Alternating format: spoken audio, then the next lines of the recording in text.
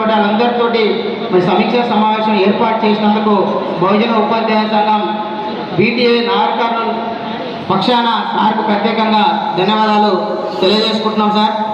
మరి ఈ పాఠశాల విద్యాభివృద్ధి జరగాలంటే మౌలికంగా ఒక 4 అంశాలు మనము మరి గుర్తు చేసుకోవాల్సినటువంటి సందర్భం ఉంది సార్. సో ఈ పాఠశాల అభివృద్ధి జరగాలంటే ముఖ్యంగా మరి టీచర్స్ మనకు ఉండాల్సినటువంటి అవసరం ఉంది సార్. అందరికి తెలిసి విషయాలు కానీ ఎందుకో ఆ విషయం పైన ఫోకస్ అనేది పోవట్లేదు సార్. ఎందుకంటే ప్రైవేట్ స్కూళ్ళలో క్లాస్కి ఒక టీచరు, సబ్జెక్ట్కి ఒక టీచరు, అన్ని ఫెసిలిటీస్ కల్పించి వాడు పాంప్లెట్ వేసుకొని మన ఇళ్ళ దగ్గరికి వస్తాడు, మా దగ్గర ఇవన్నీ ఉన్నాయి, మా స్కూళ్ళలో మీ పిల్లలు జాయిన్ చేయండి అని. సో మన దగ్గర దురదృష్టం ఏంటంటే నువ్వు ఒక్క టీచర్ ఉన్నా నీ దగ్గర సంఖ్య పెంచు, 2 ఉన్నా నీ దగ్గర సంఖ్య పెంచు, అప్పుడు మేము టీచర్లు ఇస్తామని మరి ఆ రకమైనటువంటి పరిస్థితులు ఏర్పడ్డాయి. సో అట్లా కాకుండా మరి ఖచ్చితంగా గవర్నమెంట్ టీచర్లతో పాటు అదనంగా మరి విద్యా వాలంటీర్లను నియమించి మరి సబ్జెక్ట్కి ఒక టీచరు, ప్రైమరీ స్థాయిలో అయితే 5 మంది టీచర్లను అక్కడ మనం ఉంచినట్లయితే ఖచ్చితంగా మెరుగైన ఫలితాలు వస్తాయి సార్. ఇప్పుడు గౌరవ ముఖ్యమంత్రి గారు ఒక విషయాన్ని మనకు తీసుకొచ్చారు. ఏంటంటే ప్రతి గ్రామంలో పాఠశాల ఉండాలి, ఆ పాఠశాలలో ఉపాధ్యాయులు ఉండాలి, అవి మూతపడొద్దని చెప్పేసి గత ప్రభుత్వం 5,000 ఉద్యోగాలకు నోటిఫికేషన్ ఇస్తే వాటన్నిటిని పరిగణలో తీసుకొని 11,000 తోటి మరి ఉపాధ్యాయ ఖాళీలు భర్తీ చేయడానికి డిఎస్సి నోటిఫికేషన్ వేయడం జరిగింది. కానీ గతంలో ఆల్రెడీ ప్రతి గ్రామంలో ఒక పాఠశాల ఉన్నది సార్.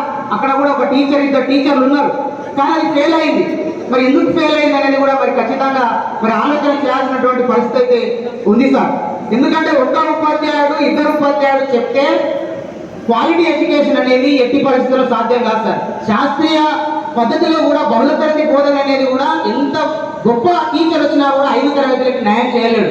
మరి వాళ్ళకు నమ్మకం కలగాలంటే ఖచ్చితంగా మరి క్లాస్కి ఒక టీచర్ను మనం ఇవ్వాల్సినటువంటి బాధ్యత ఉంది సార్. ఇప్పుడు ఒక టీచర్ 2 టీచర్తో పాసిబుల్ కాదు.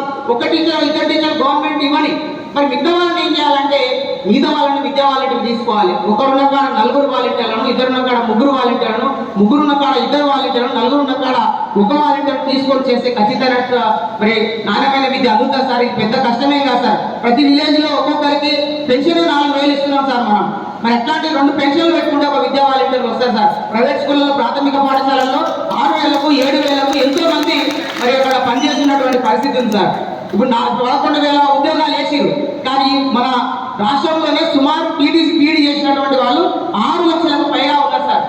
మరి వాళ్ళకు ఇట్లా చేయడం ద్వారా, ఈ విద్యా వాలంటీర్ల ద్వారా వాళ్ళకు అవకాశాలు ఇవ్వడం ద్వారా అటు నిరుద్యోగులకు మనం ఉద్యోగ అవకాశాలు కల్పించినట్లు అవుతుంది, ఉద్యోగ భరోసా ఇచ్చినట్లు అవుతుంది.